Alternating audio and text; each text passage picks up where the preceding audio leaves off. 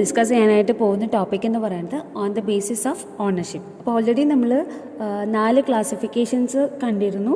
On the basis of incorporation, on the basis of liability, on the basis of number of members, on the basis of control. ഇങ്ങനെ 4 classifications നമ്മൾ already കണ്ടു കഴിഞ്ഞതാണ്. ഇന്ന് ഏറ്റവും ലാസ്റ്റത്തെ ക്ലാസിഫിക്കേഷനായിട്ട് വരുന്ന ഓൺ ദ ബേസിസ് ഓഫ് ഓണർഷിപ്പാണ് നമ്മൾ discuss ചെയ്യാനായിട്ട് പോകുന്നത്. അതിൽ 2 ക്ലാസിഫിക്കേഷൻസ്, സബ് ക്ലാസിഫിക്കേഷൻസ് ആണ് വരുന്നത്. ഒന്നാമത്തേത് government company and the second one is non government company. Okay, അപ്പോൾ എന്താണ് ഗവൺമെൻറ് കമ്പനി എന്ന് നമുക്ക് നോക്കാം.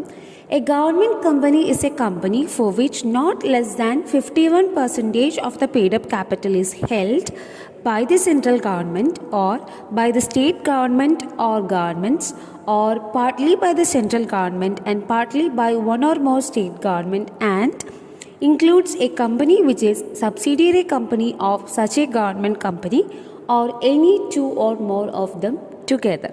അപ്പോൾ നമ്മളോട് ഇവിടെ പറയുന്നത് എന്താണെന്ന് വെച്ചാൽ, ഒരു ഗവൺമെൻറ് കമ്പനി എന്ന് പറയുന്നത് അതിൻ്റെ ഏതെങ്കിലും ഒരു കമ്പനിയുടെ 51% വരുന്ന പെയ്ഡ് അപ്പ് ക്യാപിറ്റൽ സെൻട്രൽ ഗവൺമെൻറ്റോ സ്റ്റേറ്റ് ഗവൺമെൻറ്റോ അല്ലെങ്കിൽ ഒന്നിലധികം സ്റ്റേറ്റ് ഗവൺമെൻറ്റോ അല്ലെങ്കിൽ പകുതി സെൻട്രൽ ഗവൺമെൻറ്റും പകുതി സ്റ്റേറ്റ് ഗവൺമെൻറ്റോ ഒന്നിലധികം വരുന്ന സ്റ്റേറ്റ് ഗവൺമെൻറ്റ്സോ ഹെൽഡ് ചെയ്യുകയാണെങ്കിൽ അത്തരത്തിലുള്ള കമ്പനീനെയാണ് നമ്മൾ എന്തെന്ന് വിളിക്കുന്നത്, ഗവൺമെൻറ് കമ്പനി എന്ന് വിളിക്കുന്നത്. ഇനി അതിൻ്റെ കണ്ടിന്യൂഷനായിട്ട് വരുന്ന കുറച്ച് പോയിൻറ്റ്സും കൂടി നമുക്ക് നോക്കാം.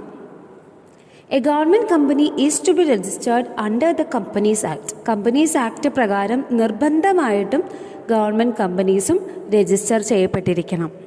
It may be incorporated as a public company or a private company. അത് നമുക്ക് വേണമെങ്കിൽ പ്രൈവറ്റ് കമ്പനി ആയിട്ടോ പബ്ലിക് കമ്പനി ആയിട്ടോ നമുക്കതിനെ എന്ത് ചെയ്യാം, ഇൻകോർപ്പറേറ്റ് ചെയ്യാം അല്ലെങ്കിൽ രജിസ്റ്റർ ചെയ്യാവുന്നതാണ്. മൂന്നാമത്തെ പോയിന്റ് എന്ന് പറയുന്നത്, government company has certain special features but it is not like a government department. Its employees do not become government servants. അതായത് ഗവൺമെൻറ് കമ്പനി എന്ന് പറയുന്നതിന് സ്പെഷ്യൽ ആയിട്ടുള്ള കുറച്ച് ഫീച്ചേഴ്സ് ഉണ്ട്. അതായത് മറ്റ് കമ്പനീസിനെ വെച്ച് നോക്കുമ്പോൾ കുറച്ച് സ്പെഷ്യൽ ഫീച്ചേഴ്സ് അല്ലെങ്കിൽ സ്പെഷ്യൽ പ്രിവിലേജസ് ഗവൺമെൻറ് കമ്പനീസിനുണ്ട്. പക്ഷേ അതിന് നമുക്കൊരു ഗവൺമെൻറ് ഡിപ്പാർട്ട്മെൻറ്റിൻ്റെ കീഴിൽ വരുന്ന ഒരു കമ്പനി ആയിട്ടോ അല്ലെങ്കിൽ ഒരു ഓർഗനൈസേഷനായിട്ടോ കൺസിഡർ ചെയ്യാനായിട്ട് പറ്റില്ല.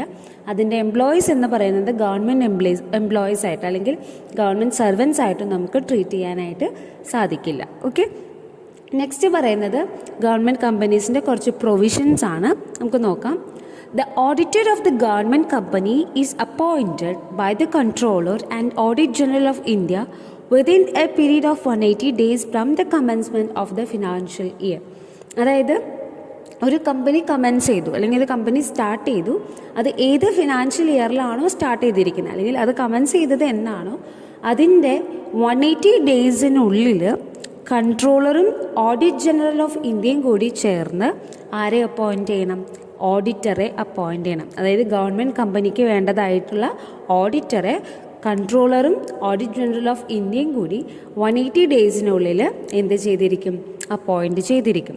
And the auditors who appointed shall hold office till the annual general meeting.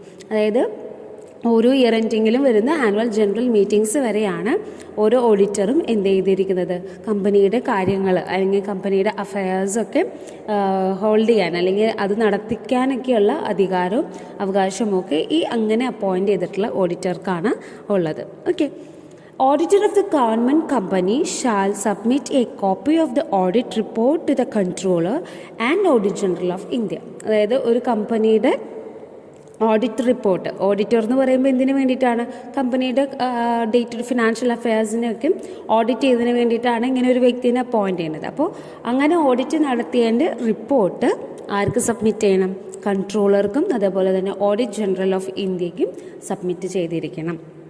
Next point, where the central government is a member of the government company, it shall prepare an annual report on the working and affairs of the company to be prepared within 3 months of its annual general meeting before which the audit report is placed. അപ്പം നമ്മൾ തൊട്ട് മുൻപത്തെ പോയിന്റിൽ പറഞ്ഞു എന്താണ്, കൺട്രോളർക്കും audit general of ഇന്ത്യക്കും എന്ത് submit ചെയ്യണം, ഓഡിറ്റർ ഒരു ഓഡിറ്റ് റിപ്പോർട്ട് സബ്മിറ്റ് ചെയ്യണം. ഓക്കെ, അപ്പോൾ ആ ആനുവൽ ജനറൽ മീറ്റിംഗ് കഴിഞ്ഞ് 3 മാസത്തിനുള്ളിൽ കമ്പനീനെ ബേസ് ചെയ്ത് വരുന്ന, കമ്പനിയുടെ വർക്കിങ്ങിനെയും അതേപോലെ അതിൻ്റെ ഡേ ടു ഡേ അഫയേഴ്സിനെയും ബേസ് ചെയ്ത് വരുന്ന ഒരു ആനുവൽ റിപ്പോർട്ടും കൂടി ആർക്ക് സബ്മിറ്റ് ചെയ്യണം? സെൻട്രൽ ഗവൺമെൻറ്റിന് സബ്മിറ്റ് ചെയ്യണം. എന്തുകൊണ്ടാണ് സെൻട്രൽ ഗവൺമെൻറ്റിന് സബ്മിറ്റ് ചെയ്യാൻ പറയുന്നത്? കാരണം നമ്മൾ ഓൾറെഡി അതിൻ്റെ ഡെഫിനിഷനിൽ പറഞ്ഞിട്ടുണ്ടായിരുന്നു, ഗവൺമെൻറ് കമ്പനി എന്ന് പറയുന്നത് ഒന്നില്ലെങ്കിൽ സെൻട്രൽ ഗവൺമെൻറ്റോ അല്ലെങ്കിൽ സ്റ്റേറ്റ് ഗവൺമെൻറ്റോ അല്ലെങ്കിൽ ഇവർ രണ്ടുപേരുടെയും ഇൻവോൾവ്മെൻറ്റോട് കൂടിയിട്ടുള്ള ഒന്നാണ് ഗവൺമെൻറ് കമ്പനി എന്ന് പറയുന്നത്. അതുകൊണ്ട് തന്നെ സെൻട്രൽ ഗവൺമെൻറ്റിന് ഈ പറഞ്ഞ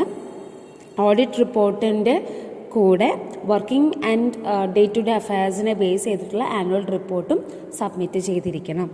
next point, the report shall be laid before both houses of parliament together with a copy of audit report and the comments if any of the controller and audit general of India. നേരത്തെ central ഗവൺമെൻറ്റിന് submit ചെയ്യാൻ പറഞ്ഞ പോലെ തന്നെ ഈ പറഞ്ഞ report, അതായത് audit report ആർക്കും സബ്മിറ്റ് ചെയ്യണം? പാർലമെൻറ്റിലും സബ്മിറ്റ് ചെയ്യണം. പാർലമെൻറ്റിലെ 2 ഹൗസസിനും ഇത് സബ്മിറ്റ് ചെയ്തിരിക്കണം. ചുമ്മാ ആനുവൽ ഓഡിറ്റ് റിപ്പോർട്ട് മാത്രമല്ല സബ്മിറ്റ് ചെയ്യേണ്ടത്, ആ റിപ്പോർട്ടിനെ ബേസ് ചെയ്ത് കൺട്രോളർക്കും അല്ലെങ്കിൽ ഓഡിറ്റ് ജനറൽ ഓഫ് ഇന്ത്യ എന്തെങ്കിലും രീതിയിലുള്ള കമൻസോ സജഷൻസോ കാര്യങ്ങൾ ചോദിച്ചിട്ടുണ്ടെങ്കിൽ അതിനെ ബേസ് ചെയ്തിട്ടുള്ള കാര്യങ്ങളും കൂടി ഇൻക്ലൂഡ് ചെയ്തിട്ട്, ആ ഡീറ്റെയിൽസും കൂടി ഇൻക്ലൂഡ് ചെയ്തിട്ടുള്ള റിപ്പോർട്ടാണ് ആർക്ക് സബ്മിറ്റ് ചെയ്യേണ്ടത്? പാർലമെൻറ്റിൽ സബ്മിറ്റ് ചെയ്യേണ്ടത്. Next point, if the state legislature is also a member, the report shall also be placed before state legislature. നേരത്തെ സെൻട്രൽ ഗവൺമെൻറ്റിൻ്റെ കാര്യം പറഞ്ഞ പോലെ തന്നെ സ്റ്റേറ്റ് ലെജിസ്ലേച്ചർ ഒരു മെമ്പർ ആണെന്നുണ്ടെങ്കിൽ, ഗവൺമെൻറ് കമ്പനിയുടെ ഒരു മെമ്പർ ആണെങ്കിൽ അവർക്കും എന്ത് കൊടുക്കണം? ഈ റിപ്പോർട്ട് നമ്മൾ സബ്മിറ്റ് ചെയ്തിരിക്കണം. ഇനി നമ്മൾ പറയാൻ പോകുന്നത് നോൺ ഗവൺമെൻറ് കമ്പനീനെ പറ്റിയിട്ടാണ്. എന്താണ് നോൺ ഗവൺമെൻറ് കമ്പനി എന്ന് നമുക്ക് നോക്കാം. A company which is not a government company is called a non government company. അതായത് നോൺ ഗവൺമെൻറ് കമ്പനി എന്ന് പറയുന്നത് എന്താണ്? നേരത്തെ നമ്മൾ ഒരുപാട് പ്രൊവിഷൻസും ഒരുപാട് ഡീറ്റെയിൽസും ഗവൺമെൻറ് കമ്പനീനെ ബേസ് ചെയ്ത് കണ്ടു. ഇതൊന്നുമില്ലാത്ത അല്ലെങ്കിൽ ഇതൊന്നും ആവശ്യമില്ലാത്ത കമ്പനീസാണ് എന്തെന്ന് പറയുന്നത്? നോൺ ഗവൺമെൻറ് കമ്പനി എന്ന് പറയുന്നത്. Such a company is wholly owned and managed by private capital. Private capital വെച്ചിട്ടായിരിക്കും ഈ കമ്പനിയുടെ മാനേജ്മെൻറ്റും ഓണർഷിപ്പും എല്ലാം നമ്മൾ വാല്യൂ. ഓക്കെ, അപ്പോൾ ഇത്രയാണ് നോൺ ഗവൺമെൻറ് കമ്പനീനെ ബേസ് ചെയ്തിട്ട് പറയാനുള്ള ഡീറ്റെയിൽസ് എന്ന് പറയുന്നത്. ക്ലിയർ ആയല്ലോ? അപ്പോൾ ഇതിനെ ബേസ് ചെയ്ത് എന്തെങ്കിലും ഡൗട്ട്സ് ഉണ്ടെങ്കിൽ കമൻറ്റ് സെക്ഷനിലൂടെ ചോദിക്കുക. അതുപോലെ തന്നെ വീഡിയോ ആദ്യമായിട്ടാണ് നിങ്ങൾ കാണുന്നതെന്നുണ്ടെങ്കിൽ, ഈ ചാനൽ ആദ്യമായിട്ടാണ് കാണുന്നതെങ്കിൽ സബ്സ്ക്രൈബ് ചെയ്യുക, ലൈക്ക് ചെയ്യാനും ഷെയർ ചെയ്യാനും മറക്കരുത്. Okay, thank you.